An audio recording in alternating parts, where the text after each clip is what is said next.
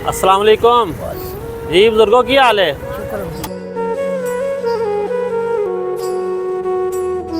और सेहत भी ठीक है? शुक्र ते बुजुर्गों किस तरह रेट लगाए अज, की दे रहे हो? ये 350 लाया 350 दी ते ए वाली किन्ने दी जे? 550 दी 550 दी। ठीक है, अगर असं ये दो खरीदने हैं तो किन्ने दियां लभ जाणदियां? जो तू सारा पते जो इंसाफ कर ले ले, फिर भी तू सारा काम आएगा, पते शीशे का काम नहीं देने सामने। ठीक हो गया, बड़ी मेहरबानी बुजुर्गो, बहुत शुक्रिया तुहाडा।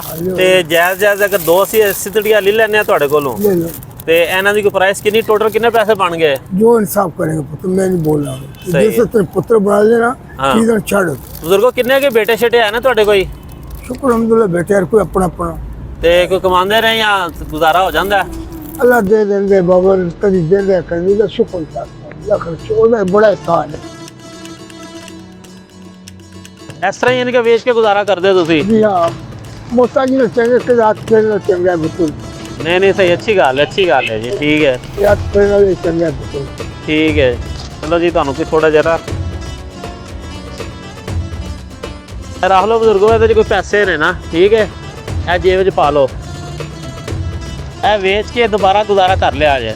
खुश हो बुजुर्गो?